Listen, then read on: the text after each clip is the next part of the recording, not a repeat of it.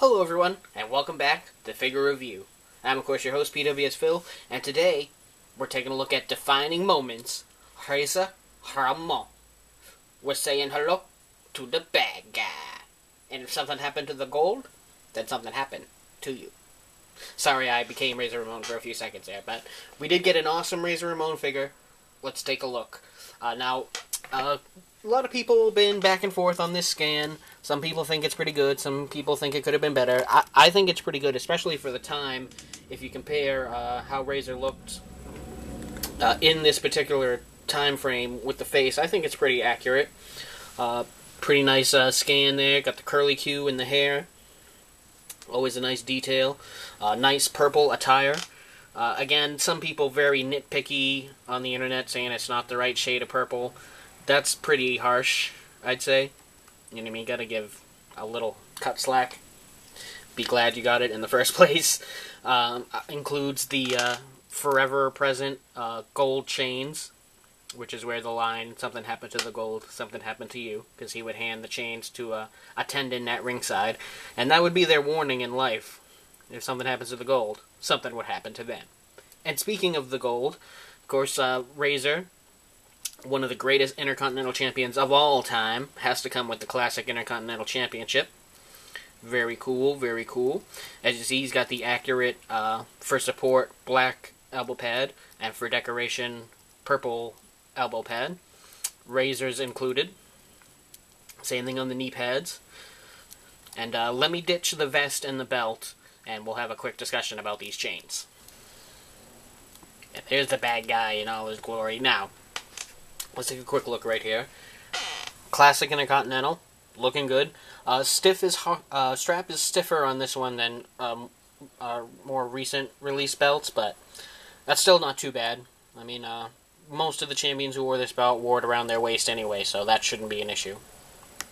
One note is they did not paint the lettering background very well on this particular belt, but that's going to vary figure to figure.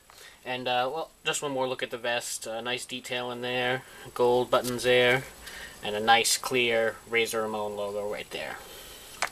Now, these chains, while they are pretty excellently sculpted, are a big enough pain in the ass to get on and off that I don't even want to do it for this video. And you guys know I'm the first person on here to say people over-exaggerate about how hard some things to take off Mattels, but I just want to put it out there that, yes, I could take these off, but it's really kind of annoying, and I don't want to do it.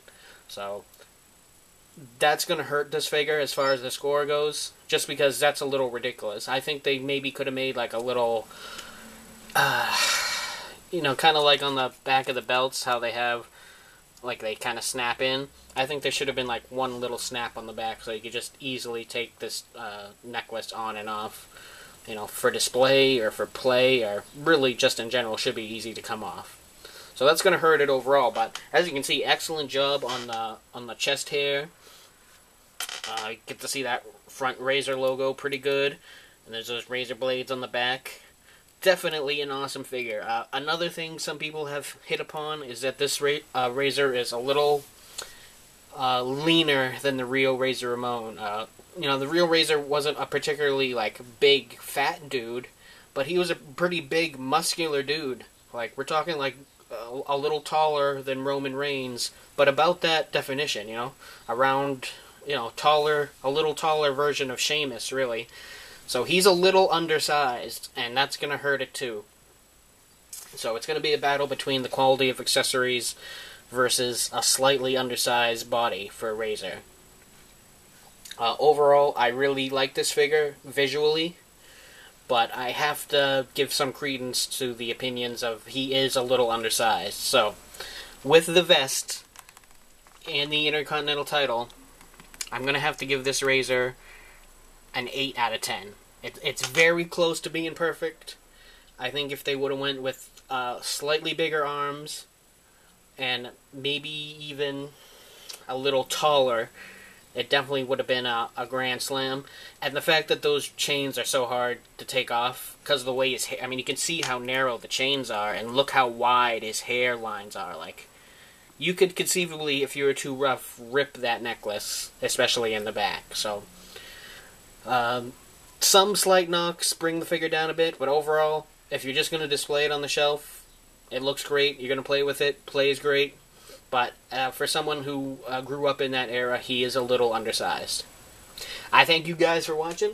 Go back. I got the Toys R Us exclusive WrestleMania 30 Elite reviews up.